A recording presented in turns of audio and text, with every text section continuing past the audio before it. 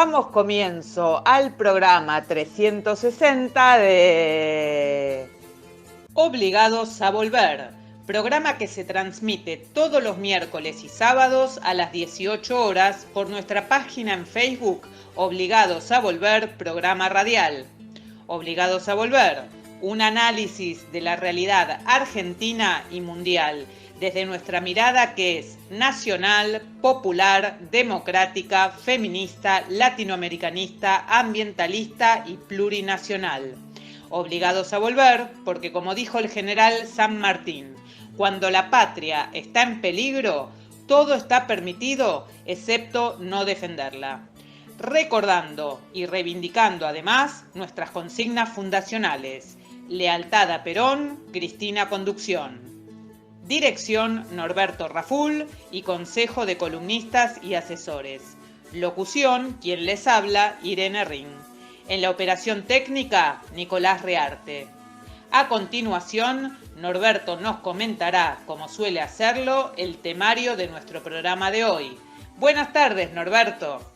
Buenas tardes, Irene. Buenas tardes a todos, todas y todes los oyentes de Obligados a Volver. Programa número 360, que corresponde al sábado 20 de agosto, y como es habitual lo organizamos en dos bloques. El primer bloque, dedicado a los temas de política internacional, se inicia con el informe de Hernán Pereira. A continuación, la columna de Medio Oriente de Fernando Isas con la segunda entrega sobre Palestina. Seguidamente, noticias de la patria grande preparadas por Telesur, con las repercusiones del escandaloso secuestro en la Argentina del avión y tripulación venezolana. Hacemos un breve paréntesis para reclamar por la libertad de Milagros Sala y pasamos al segundo bloque, también llamado segmento cultural, que se inicia con la columna del rock nacional de Nair, presentando a la banda Querosén y su tema En la raya. Le sigue la columna Panorama Teatral de Marisa Barreira, comentando la obra Macetas Teatrales. A continuación, en la columna Cantoras de Obligados, Andrea Boloff y su tema El próximo café. Seguidamente llega el rap a Obligados a Volver, de la mano de Daniel De Vita y su tema Lofer. Finalmente, cerrando el bloque y el programa, vuelve el cine universal con la columna de Rubén Cusati, que hoy presenta La mujer en el cine. Dicho esto, ¿qué te parece, Hernán, si empezás con tu columna? Buenas tardes, compañeros. Este es el informe de política internacional. Me llamo Hernán Pereira, soy colaborador de Obligados a Volver desde hace ya varios años. Lo más importante de la política internacional de esta semana, sin duda, pasa por la situación europea. Por un lado, la guerra en Ucrania, que cumple 6 meses, es decir, medio año ya de guerra, donde están interviniendo activamente, las potencias. De hecho, Rusia es uno de los protagonistas de la guerra, pero el Reino Unido se compromete cada vez más. Ha trascendido que está entrenando a más de 5.000 voluntarios, entre comillas, ucranianos, como militares en el manejo de armamento, incluso pesado, moderno. Mientras tanto, Gran Bretaña está surcada por conflictos laborales. Recordemos, la inflación de julio en el Reino Unido fue del 10,1% y según el Banco de Inglaterra va a alcanzar el 13% anual para fin de año, que es una cifra realmente desmedida para lo que es la vida económica de estas naciones. Hay huelga de ferroviarios, la huelga más grande de los últimos 50 años de obreros ferroviarios. Hay huelga de portuarios, hay huelga de transportistas por el incremento del costo de la vida y la falta de aumento de salario en correspondencia con la inflación. Es decir, no solamente estas cosas ocurren aquí. También hay fuertes paros en Alemania. Los trabajadores de Lufthansa ya van nuevamente a la huelga. Van también los ferroviarios y van también trabajadores de distintos sectores. Y también hay paros en España, en Italia y en Austria. Es decir, se complejiza el panorama. A todo esto el fenómeno climático no cesa. En el sur de Italia temperaturas de 43-45 grados. Lo mismo ocurre en el sur de España, aunque en el resto de las regiones de esos países ha bajado la temperatura. De todas maneras se mantiene en algunos lugares la sequía y en otros hay violentos temporales. Más de 14 muertos y decenas de heridos por temporales intensos en Austria, Alemania, en Córcega, que es una isla ocupada por Francia, en el norte de Italia también, y esto ha provocado, como decía, 14 muertos y decenas de heridos.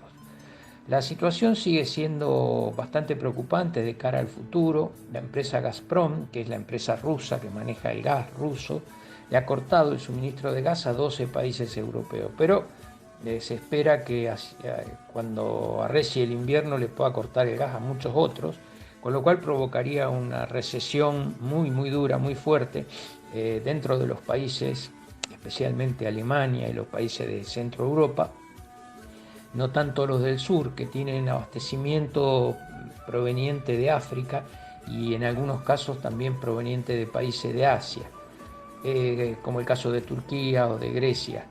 De todas maneras, se calcula, el Fondo Monetario ha dicho que habría una recesión del orden de los 8 a 10 puntos en promedio en la Comunidad Económica Europea si se produce un corte general de gas, y tendría que decretarse el racionamiento. Hay acopio de leña y acopio de carbón en países como Alemania, por ejemplo, países como Austria, en los países de los Balcanes y en los países de lo que era la vieja Europa del Este, que funcionaban como satélite de la Unión Soviética. Sí, esta es la situación europea, donde además Rusia está bombardeando intensamente ciudades como Kharkov, que están ya no cerca de la frontera con Rusia, sino más bien en el centro de Ucrania, y ha hecho despliegues de aviones equipados con misiles hipersónicos. Esto es, aviones que lanzan misiles que van a velocidades que pueden alcanzar 8 o 10.000 kilómetros por hora. Prácticamente no hay defensa frente a ese tipo de armamento. Y por lo que dice Putin en sus discursos, esto sería usado en Ucrania, o si Rusia detecta alguna amenaza directa para su seguridad en países con los que está en conflicto muy arduo, como por ejemplo Polonia, Lituania, Estonia. Es decir, es una situación realmente muy preocupante que no se sabe hasta dónde puede llegar. Entre tanto, las potencias occidentales siguen enviando armamento al pueblo ucraniano que resiste la invasión rusa, en la idea de provocarle a los rusos una situación muy conflictiva tipo Vietnam, lo que fue Vietnam para Estados Unidos en la década del 60, el siglo pasado. Viniendo a nuestra América Latina, lo más importante sin duda se está desarrollando en Brasil, donde comenzó formalmente la campaña electoral. Hubo un acto el martes donde en el Tribunal Nacional Electoral, con un discurso de su presidente, mucha defensa de la democracia y muy crítico de las aspiraciones golpistas de Bolsonaro. Bolsonaro estaba en el estrado y Lula, con Dilma Rousseff y otros dirigentes progresistas de Brasil, estaban en la primera fila. Es decir, que estaban a pocos metros Lula y Bolsonaro, que por supuesto no se saludaron. Bolsonaro estuvo con una cara de velorio tremenda y con evidente gesto de que el discurso en defensa de la democracia del titular del Tribunal Nacional Electoral no le gustaba ni medio. Se esperan actitudes muy provocativas para el 7 de septiembre, donde se conmemora la independencia de Brasil. Y realmente hay mucho temor de que en octubre, cuando se realicen las elecciones en primera vuelta, Bolsonaro intente un golpe de mano junto con sectores derechistas del ejército para desconocer el resultado electoral. Todas las encuestas dan a Lula entre el 45 y el 50% y a Bolsonaro entre 12 y 15 puntos por debajo de esa medición. En todo caso, todos los dan, si hubiera segunda vuelta, triunfante a Lula con más del 50% y con Bolsonaro menos del 40%. Es decir, que estaría virtualmente asegurado, si no pasan cosas demasiado extraordinarias, la elección de Lula como mandatario de Brasil. Todo esto va a tener sin lugar a dudas importancia geopolítica y consecuencias tanto en Argentina como en todo el resto de Latinoamérica. La derecha igual sigue trabajando para desestabilizar, no solo en la Argentina, trabaja muy intensamente en Perú, donde se llegó a allanar la Casa de Gobierno y la resistencia presidencial en la búsqueda de una cuñada del presidente Pedro Castillo, que tiene muchísimas acusaciones judiciales, porque están trabajando por el lado de la justicia porque no logran juntar la cantidad de votos necesarios para sacarlo desde el Congreso. Pero bueno, la situación política de Perú es de un caos extraordinario. También es muy difícil la situación política en Ecuador, donde el derechista presidente Guillermo Lasso ha cumplido hace poco un año de mandato y enfrenta huelgas, situación económica muy difícil, muy dramática, y reivindicaciones de los pueblos originarios, a las que prometió atender y no cumple con sus promesas, y realmente hay un clima de agitación política muy grande. Incluso hay pedidos de remoción del presidente en el Congreso, que hoy por hoy no tienen andamiento en la posibilidad de conseguir los votos necesarios, pero que van generando antecedentes y van generando voluntades que podrían hacer que Lasso no culmine su mandato. Esta es la situación latinoamericana, lo más caliente, digamos, de la situación latinoamericana. También tenemos una abierta intervención en la política interna argentina del embajador de Estados Unidos, instando a la oposición a armar un frente amplio para derrocar al oficialismo el año que viene, una especie de reedición de Braden o Perón, ¿no? de la historia de 1945. Pero bueno, espero que el resultado final también sea el mismo que fue en aquella oportunidad, la elección del gobierno democrático y progresista del general Juan Domingo Perón, y que volvamos a tener el año que viene lo mismo, aunque nos toca pasar todavía un fin de año muy difícil con todo el intento de condenar a Cristina Fernández de Kirchner por parte de un tribunal realmente lamentable en su presentación y en su conducta, y de fiscales que son también impresentables.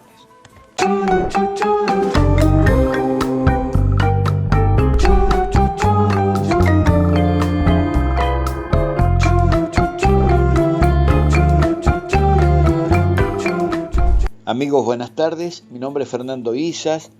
Soy del segmento de Política Internacional, Palestina y Medio Oriente. Y hoy hacemos nuestra segunda entrega vinculada con Palestina, atento a los acontecimientos y los ataques por parte de Israel a la Franja de Gaza de la semana pasada, y que motivara de alguna manera a retomar nuestra primera invitación a este programa Obligados a Volver sobre la cuestión palestina. Nos fuimos ocupando de otros países de la región que tienen que ver con Oriente Medio y que de una forma u otra están entrelazados con la causa palestina. Decíamos en el programa anterior que había diferentes motivos por lo que estimábamos nosotros que eran los sentidos que Israel le había dado a esta guerra en la Franja de Gaza, pero fundamentalmente centrábamos la mirada en las próximas elecciones israelíes en el mes de noviembre. Unas elecciones que fueron adelantadas en el escrutinio anterior y que durante 3 intentos recién se logró la conformación de un gobierno de unidad, pero que presentaba muchas dificultades para la concreción, y encontraron, decía, una fórmula que es la que permitió que se llegue hoy a esta instancia, que es el cargo rotativo de primer ministro entre Naftali Bennett y el actual ministro Yair Lapid, que es uno de los 2 responsables de estos ataques a la Franja de Gaza. el ministro interino Yair Lapid, como decíamos, y el ministro de Defensa Benny Gantz. Lo hicieron de manera inconsulta, no consultaron bajo ningún momento con el secretariado y el consentimiento del Gabinete de Seguridad, un gabinete creado especialmente para la respuesta que se le da a los ataques de resistencia del pueblo palestino, pero también para cuidar los territorios palestinos ocupados y también los territorios sirios y libaneses ocupados también por el Estado de Israel desde el año 1967. Sabido es que la población de la Franja de Gaza, de alrededor de 2.200.000 palestinos, sobreviven a un bloqueo y a un ataque sistemático que lleva adelante Israel desde que se retiró de la ocupación en el año 2005 y como forma de castigo al gobierno elegido democráticamente en la franja, que es el partido Hamas de conformación y ADN islámica. Y obviamente parte de esta resistencia unificada palestina en la Franja de Gaza está conformado por el partido gobernante, el Hamas, pero también por una de las principales organizaciones de la resistencia, que es la Yihad Islámica, el Partido Comunista Palestino y otras organizaciones menores que forman parte de este comité de resistencia unificado. Como siempre, entendemos y tratamos de compartir con ustedes es nuestra mirada de que siempre la acción política o la acción militar por parte de la ocupación israelí lleva implícito o explícitamente el tiro por elevación a la República Islámica de Irán. Es sabido que Israel es el portaaviones de Estados Unidos en el Oriente Medio, pero también es sabido que ante la crisis de la guerra de Ucrania y Rusia, la falta de petróleo, la falta de gas, el corte de suministro de gas ruso, ha llevado a que Israel centre su política de ocupación, su política militar y también su política económica en los proveedores de gas y de petróleo del Oriente Medio. Uno de esos proveedores, además de Rusia, por vía indirecta, en países del Golfo Arábigo, por ejemplo, es la reserva de gas en la cuenca del mar Mediterráneo en el sur del Líbano, en la zona del Karish. Y justamente esta forma de distraer a la comunidad internacional, que está distraída desde siempre con respecto al genocidio del pueblo palestino, es distraer de alguna manera la atención a los acuerdos que se puedan llevar adelante por la reserva y extracción de gas libanés y del gas de Siria que está robando la coalición internacional terrorista en Siria, con un ataque como el que han llevado adelante en la Franja de Gaza, que ocasionaron 50 muertos, de los cuales hay 15 niños y niñas y jóvenes, y más de 350 heridos. Evidentemente, para la mirada de analistas en la materia, Israel no ha salido vencedor en esta incursión militar a la Franja de Gaza. Es necesario de que aprenda la lección, porque además lectura que hacen algunos israelíes con respecto al tema tiene que ver con el aprovechamiento que pretenden hacer de este ataque en las próximas elecciones. Siempre hemos comentado que en Palestina pasaron todos los imperios desde tiempo inmemorial. Ninguno pudo permanecer para siempre en Palestina, y muchos creen que este imperio nazi-sionista que gobierna hoy los territorios palestinos ocupados tampoco va a ser la excepción de la regla. Y nos centramos en un hecho que creemos que es el comienzo de la caída de esta ocupación ilegal, injusta, contra un pueblo milenario, contra el pueblo originario de ese territorio, a manos de ciudadanos de distintas geografías del mundo que no tienen absolutamente nada que ver con la historia cultural de los territorios palestinos. Sí, los habitantes de la Palestina histórica de fe judía. Digo esto porque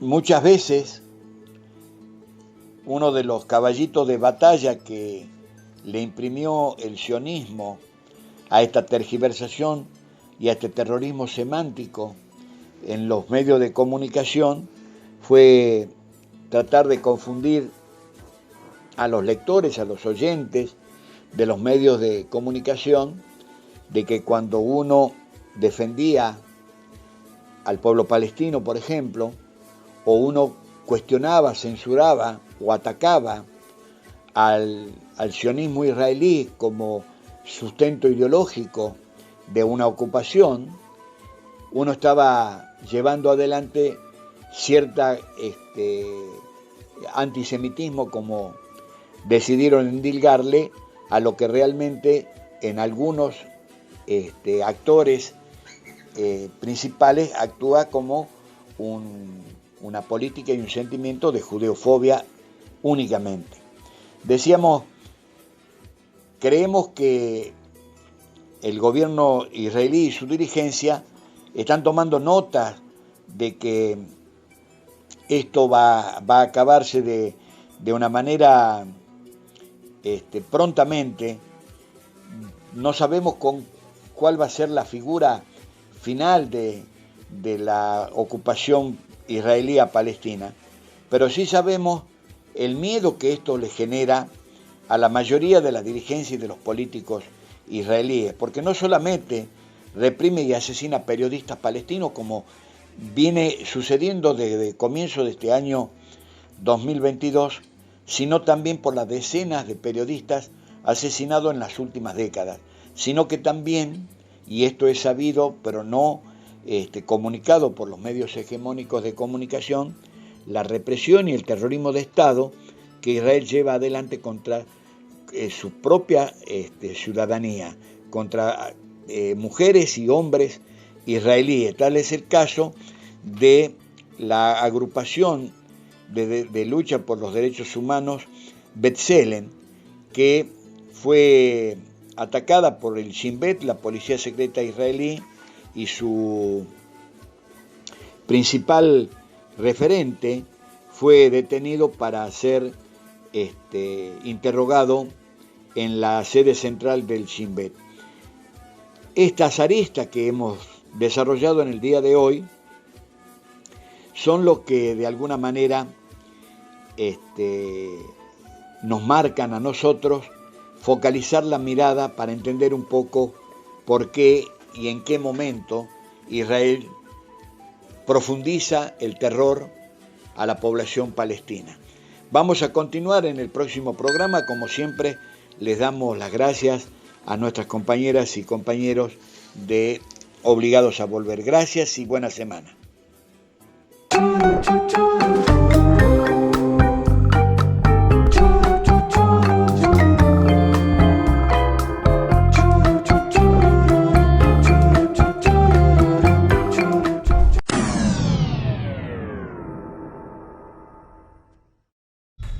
Actualidad en contexto. Secuestro del avión venezolano en Argentina. Julio de 2021. Venezuela compra a Irán un avión de carga Boeing 747 para sortear el bloqueo del que es objeto y brindar ayuda humanitaria al continente. La ley aeronáutica exige que la tripulación venezolana de 14 personas debe ser formada por expertos. 5 iraníes, pilotos certificados e instructores de vuelo cumplían esta función. 6 de junio de 2022. El avión de la empresa venezolana Entrasur, filial de Conviasa, parte de Querétaro, México, hacia Uruguay para transportar repuestos para automóviles. Horas después, el avión aterriza en Córdoba, Argentina, debido a las condiciones atmosféricas. Continúa su trayecto hacia Uruguay, pero la entrada al espacio aéreo de este país le fue negada, por lo que regresó a Argentina. 8 de junio de 2022. La aeronave es retenida ilegalmente en el aeropuerto de Ezeiza, en Buenos Aires, Argentina. El juez federal Federico Villena ordenó el allanamiento del avión sin que existiese delito alguno. La aeronave quedó retenida al igual que los pasaportes de los 19 tripulantes. Se le prohibió abandonar el país mientras se investigaba un supuesto nexo con la Fuerza Quds, una división de los cuerpos de la Guardia Revolucionaria Islámica de Irán, definida por Estados Unidos como instructores de Hezbollah. El juez Villena alude el atentado terrorista contra la Asociación Mutual Israelita Argentina AMIA de 1994 y argumentó que uno de los pilotos, el iraní Gholam Reza Ghashemi, llevaba el mismo nombre que uno de los miembros de la Fuerza Quds, pero se constató que no se trata de la misma persona. Al no existir pruebas contra los acusados, el juez consultó a Estados Unidos si tenía algún requerimiento sobre el avión. 2 de agosto de 2022. Estados Unidos pide a Argentina la incautación del avión después de que una corte del Distrito de Columbia emitiera una orden por considerar que se violaron las leyes de exportación estadounidenses cuando Entrasur adquirió la aeronave en una operación con la aerolínea iraní Mahan Air. Irán acusa a la justicia argentina de realizar una campaña de propaganda en medio de las tensiones de los países occidentales por las negociaciones para revivir el acuerdo nuclear de 2015. Venezuela denuncia la pretensión de Estados Unidos de apropiarse ilegalmente del avión, secuestrándolo en territorio argentino y usando como falso positivo la causa AMIA. 9 de agosto de 2022. Miles de personas marcharon en Caracas en protesta por el robo de activos venezolanos en el extranjero. El presidente Nicolás Maduro reclamó la devolución de la aeronave. Ahora se nos quiere robar un avión en Argentina por una decisión de un tribunal de la Florida. O sea que a partir de ahora un tribunal de la Florida o Nueva York decide quitarle un barco, un avión o cualquier propiedad a Venezuela o a cualquier país y puede hacerlo. No hay dominio soberano. No hay respeto a la soberanía, no hay respeto a la ley internacional. ¿O es que en Argentina mandan los tribunales de Estados Unidos? Ese es un bien venezolano. Tenemos los papeles de propiedad. El presidente venezolano pidió apoyo a los pueblos para rescatar los bienes del Estado venezolano. Desde aquí, desde este Congreso de Movimientos Sociales, pido el apoyo a los movimientos sociales, sindicales y políticos de la Argentina patriótica, de la Argentina peronista, para Venezuela, para el rescate del avión, para la liberación de los pilotos secuestrados. Pido el apoyo de Argentina y le pido apoyo a ustedes. Vamos a articular una gran campaña. El presidente de la Asamblea Nacional de Venezuela, Jorge Rodríguez, aseguró que se agotarán todos los recursos para que se le devuelva al país el avión. Decidiremos defender con todos los recursos posibles a nuestro avión secuestrado. Decidiremos defender con todos nuestros recursos, exigir que nuestros compatriotas sean regresados a su patria, a la patria venezolana, y comprometernos con ustedes a que no vamos a descansar, a que vamos a ir también a hablar con parlamentarios de la República Argentina, a hablar nuestro pueblo venezolano con el pueblo digno de Argentina. 11 de agosto de 2022, una comisión del Parlamento venezolano, trabajadores y directivos de la aerolínea Conviasa entregaron al embajador de Argentina en Caracas un acuerdo en rechazo al secuestro del avión y su tripulación en ese país. El secuestro afecta a familiares de los tripulantes retenidos de manera arbitraria, el patrimonio del pueblo venezolano y también a otros estados a los cuales se les priva de ayuda humanitaria entregada por Venezuela como nación de paz. Actualidad en contexto. Secuestro del avión venezolano en Argentina.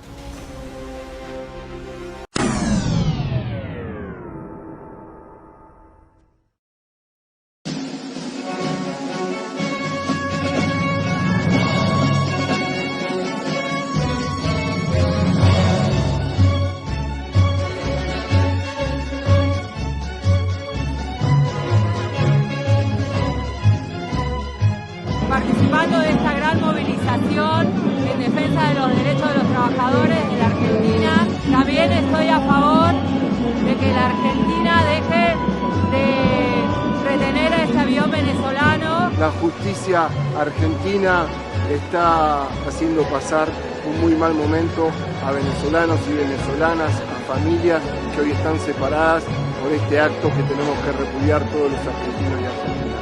No podemos hacer esto al pueblo hermano venezolano por una justicia que verdaderamente apesta.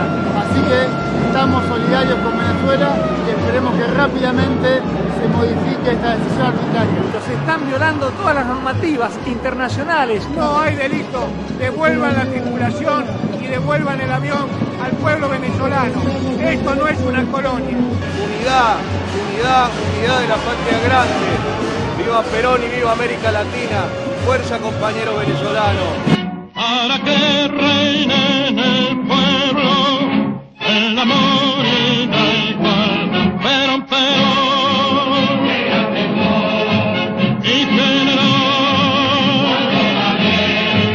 Perón, Perón, el conductor, sos el primer trabajador.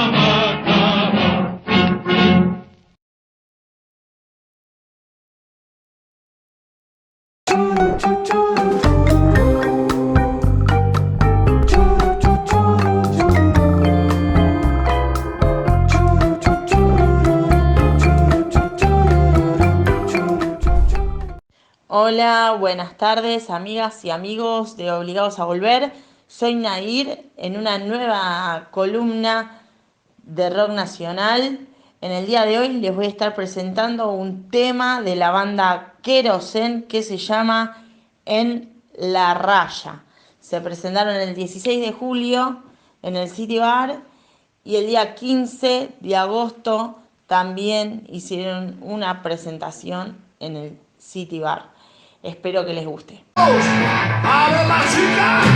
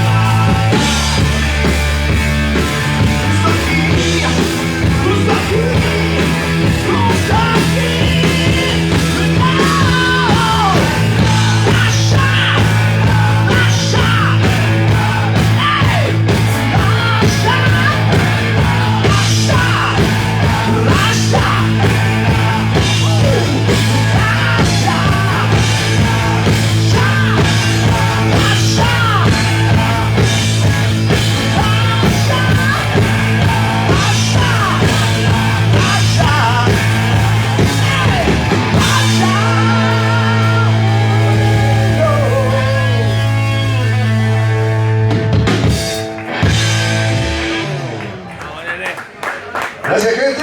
Bueno, amigas y amigos, eso fue todo por hoy y nos encontramos en la próxima edición. Muchísimas gracias por estar del otro lado.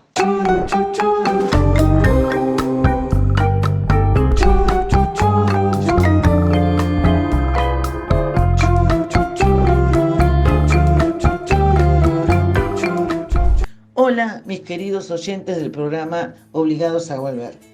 Nuevamente, quien les habla, Marisa Barrera, en el espacio Panorama Teatral. En esta oportunidad, volviendo al circuito under o alternativo o independiente. ¿Por qué lo llamamos así? Porque no es un teatro comercial, no está ubicado en lugares más cercanos al público que lo puedan ver, como la conocida y famosa calle Corrientes, sino que en esta oportunidad estuve en una sala del tradicional barrio de Boedo. En el teatro La Masa, que a comienzos de septiembre del 2018, La Masa se inaugura en una casa estilo chorizo del barrio de Boedo. Abrió por primera vez sus puertas con la obra ¿A qué jugamos?, de Carlos Gorostiza. Con el tiempo se convirtió en una nueva propuesta que se suma a la escena porteña. La joven sala es un emprendimiento familiar, dirigido por Dioniso Juan Manuel León, el hijo de la actriz Estela Romeu, que fue la que dio la iniciativa para este lugar, y Fernando Weinstein, cuñado de Juan Manuel y yerno de Estela.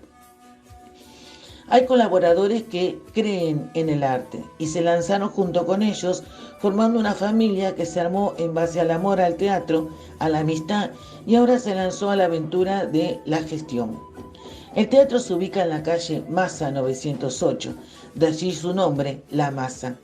Este es un teatro joven en un barrio con historia. Abrió sus puertas en pleno Boedo para darle espacio a la cultura escénica independiente y ya circula en el boca en boca como un sitio ferviente donde estudiantes y docentes de instituciones afines tienen la posibilidad de llevar sus ensayos y montajes y concebirlos también como una suerte de lugar de encuentro o club social. Comparte el barrio con espacios de relevancia como Timbre 4 y Pan y Arte. La identidad se está construyendo, nos dice el actor Juan Manuel. Nos visitan gente de Timbre, la Escuela Metropolitana de Arte Dramático, la Universidad Nacional de las Artes. Gente joven, sobre todo. Muchos amigos que conocimos en el proceso teatral, a los que damos espacio para montar sus obras y dar talleres. En los últimos meses se desarrolló el ciclo Masitas Teatrales, de obras cortas, entre 15 o 20 minutos de duración, con un hilo conductor. La propuesta de Masitas es dado por meses. En este mes de agosto se está ofreciendo Seres de Encierro, Último Set y El Marica. Los días viernes tienen la oportunidad de poder ir a verla durante todo este mes. La obra Masitas Teatrales es una obra dividida en 3 cortas obras. La duración total es de 45 minutos. Temprano. Ustedes van el viernes a las 20:30, es decir, que pueden ver un buen teatro y después compartir algún aperitivo ahí mismo en la terraza del teatro, o bien recorrer los exquisitos lugares del barrio, o bien degustar en algún lugar clásico. Cuando tenemos la posibilidad de ver 3 obras en una, caemos en la preferencia de una sobre otra.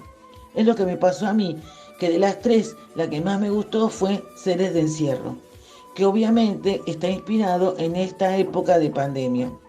Las actuaciones fueron geniales, con una buena sincronización e hilo teatral, porque los 4 actores que participan en esta primera obra fueron increíbles.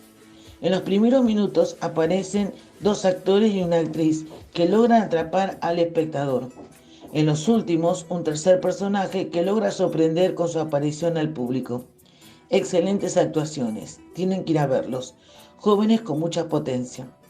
En la segunda obra se trata de un matrimonio y sus proyectos en base a la ganancia de su hijo en el tenis. Muy interesante contrapunto entre los 2 actores, destacándose la actriz. Y la última entrega fue el monólogo del El Marica, que estuvo bien, pero no me terminó de convencer. Como ven, mis queridos oyentes, hay esperanzas, hay proyectos, hay ganas de crear. Debemos apoyar a estos nuevos actores que proponen su arte desde las entrañas. Por eso, como les digo siempre, vayan al teatro, porque nos conecta, nos hace reflexionar y por sobre todo nos imita la imaginación. Nos vemos en la próxima entrega y que estén bien. Chau, chau.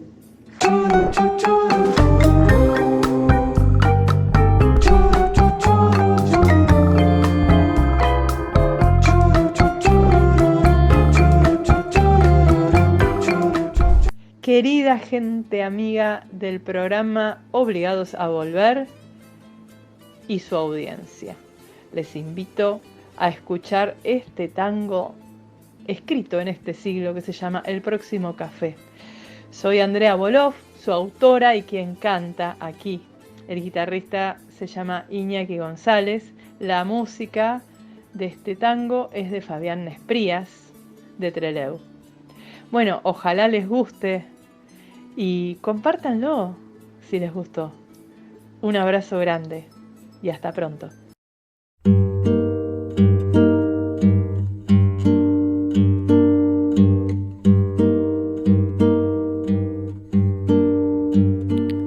Terminó la temporada del lamento, un cortado por favor y otro argumento, que hoy estreno mi gloriosa libertad.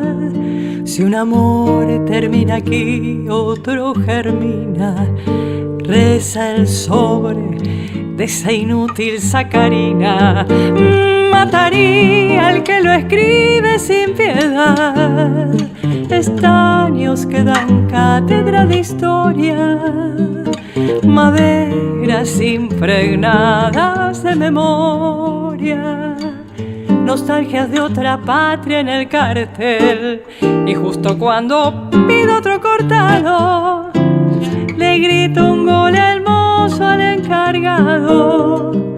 Y el trompa metabardo con la expresa, el subte temblequea en los cristales.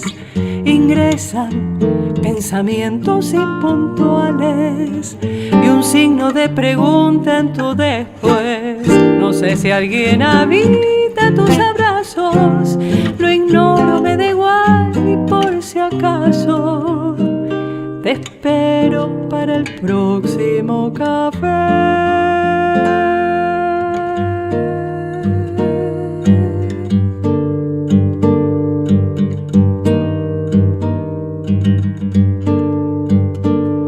Qué difícil emparchar el sentimiento. Otro amor crepó en el club del desaliento y el silencio botoneó mi realidad. Despertaron los fantasmas de mi esquina. Media vida se piantó entre la neblina. Mírenme con mi novata soledad. Estaños que dan cátedra de historia, maderas impregnadas de memoria, nostalgias de otra patria en el cartel. Y justo cuando pido otro cortado, le grito un gol hermoso al encargado. Y el trompa metabardo con la expresa, el subte temblequea en los cristales. Ingresan pensamientos impuntuales y un signo de pregunta en tu después. No sé si alguien habita tus abrazos, lo ignoro, me da igual y por si acaso te espero para el próximo café.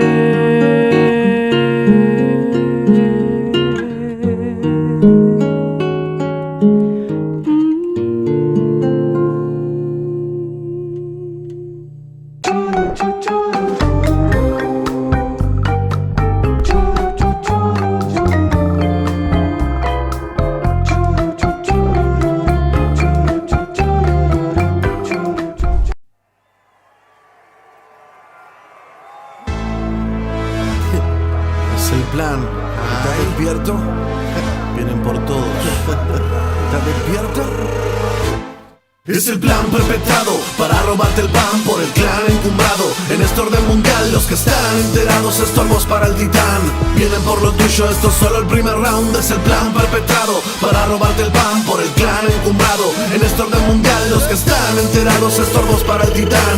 Luther, Pandora, amenaza universal. Hay un círculo que encierra a cada ser en esta tierra. Sepan que estamos inmersos en la furia de la guerra. Es tan real que si no pueden ver los muertos es porque el rifle apunta al nombre y no tanto al cuerpo. La posverdad, mentira organizada, racional. Juega a ver si te convence, guerra no convencional. Discrecional, en la justicia y direccional. Una cacería legal que necesita fusionarse para funcionar.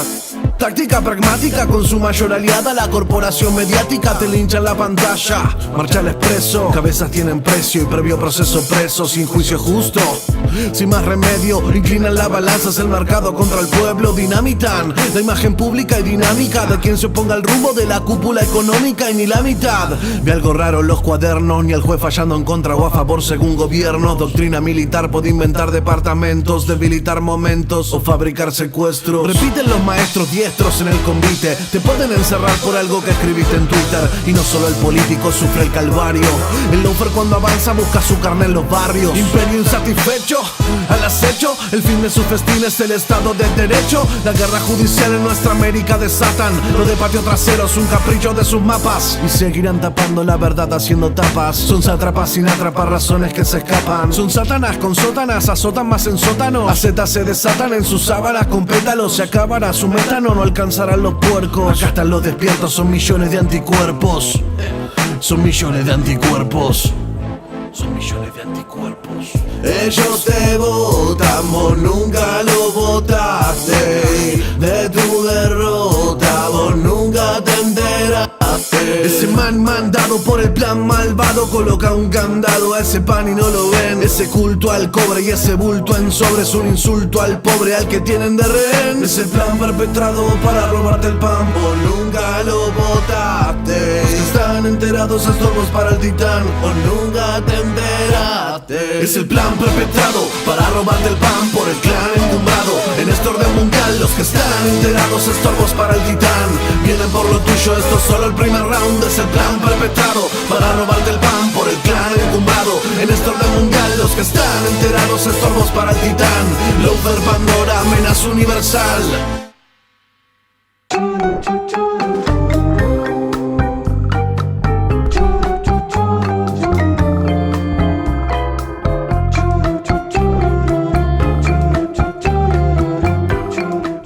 Buenas tardes, soy Rubén Cusati y hoy hablaremos de directoras, algunas que ya hemos citado como Lucrecia Martel por su película Zama. Como en otros ámbitos, la mujer necesitó batallar para no ser marginada en el cine. Un ejemplo del folclore fue Pablo del Cerro, que firmó la música de 65 canciones de Atahualpa Yupanqui y era nada menos que su esposa Nenette, compositora, pianista y letrista francesa.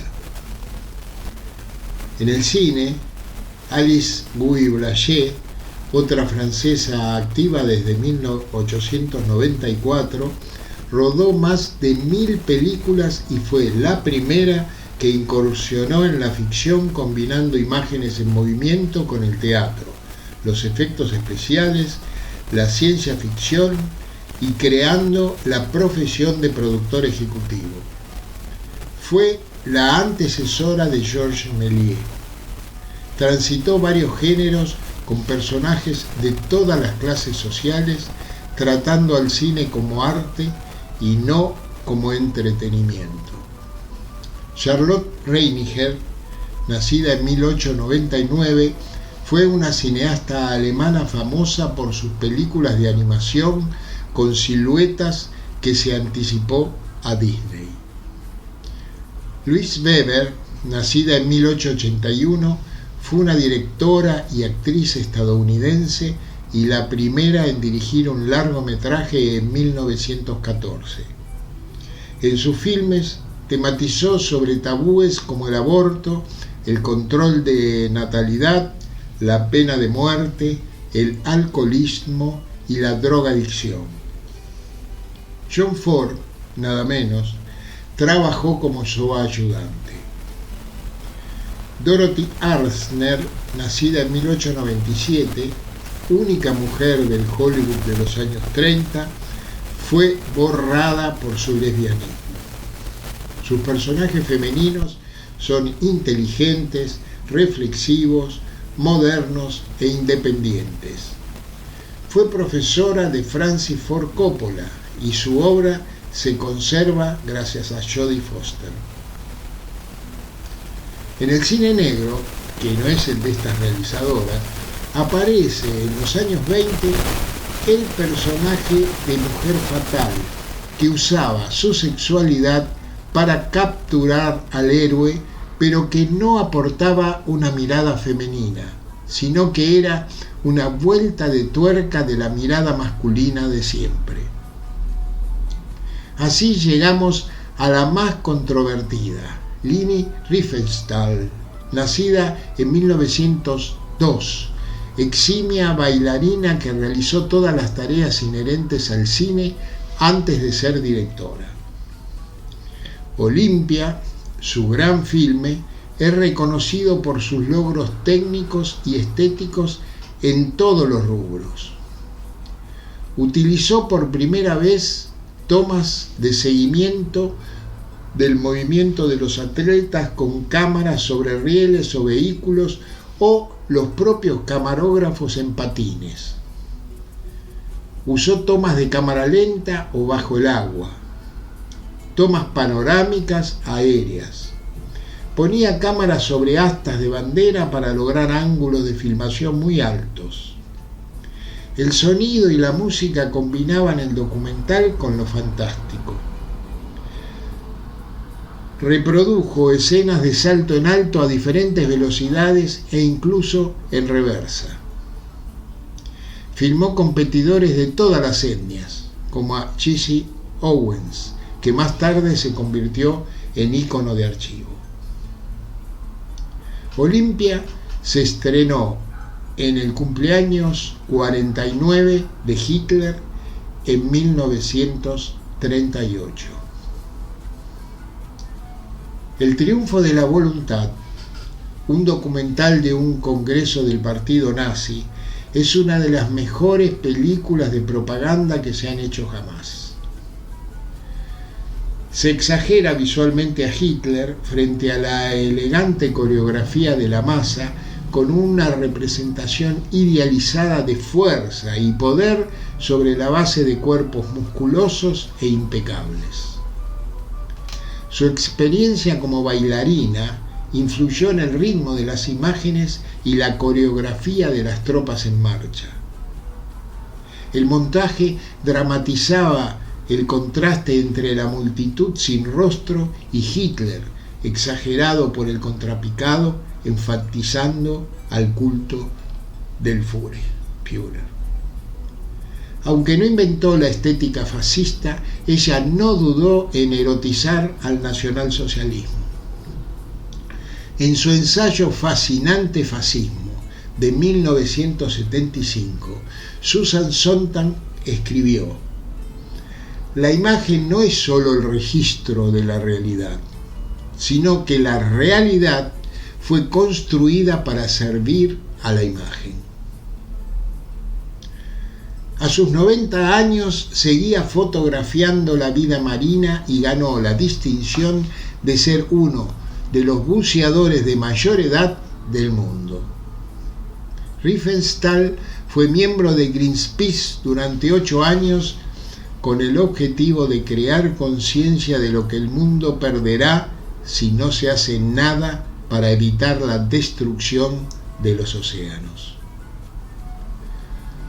Sus películas influenciaron a otros grandes como George Lucas en La Guerra de las Galaxias, Quentin Tarantino, y son la base de campañas publicitarias, documentales y películas deportivas. Prisionera de los estadounidenses, fue juzgada pero clasificada solo como compañera de ruta y sin asociarla a los crímenes de guerra, algo común cuando el nazi no caía en manos soviéticas, que había padecido 30 millones de muertos. Ella misma se sorprendió de lo amable en que fue tratada. En la película Tierra Baja usó gitanos como extras, que eligió en un casting dentro de un campo de exterminio y que fueron luego asesinados. Riefenstahl salió indemne de las acusaciones sobre este tema. Siempre condenó en entrevistas posteriores los crímenes nazis, pero al mismo tiempo se negó cualquier noción de culpa.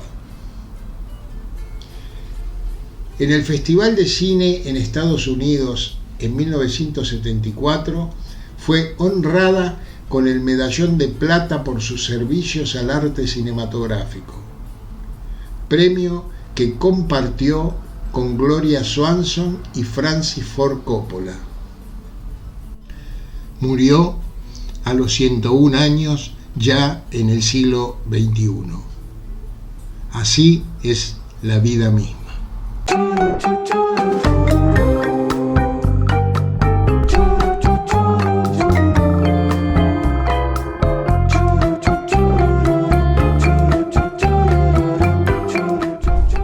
Se nos está terminando el programa. Agradecemos a nuestro operador Nicolás Rearte por su trabajo que nos permite salir al aire. A todos les oyentes por su atención, especialmente a los que ponen me gusta en nuestras páginas de Facebook.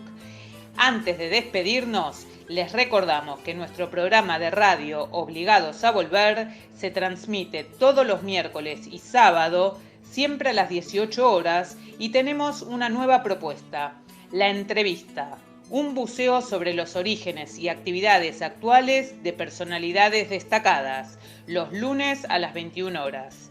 También les informamos que desde mediados del año pasado nos hemos incorporado a la red de programas de radio Vamos a Andar, sumando a muchos de sus integrantes a nuestra lista de columnistas invitados. Este fue otro programa de Obligados a Volver, emitido desde nuestra página en Facebook Obligados a Volver, programa radial. Volvimos, pero estamos obligados a seguir militando, porque la patria sigue estando en peligro, ya que la derecha reaccionaria conspira para derrocar a nuestro gobierno, que con sus aciertos y errores trata denodadamente de resolver las dificultades provocadas por las dos pandemias. Por eso, continuaremos con nuestra tarea, siguiendo el legado del libertador San Martín. Cuando la patria está en peligro, todo está permitido, excepto no defenderla. Recordando y reivindicando nuestras consignas fundacionales. Lealtad a Perón, Cristina Conducción.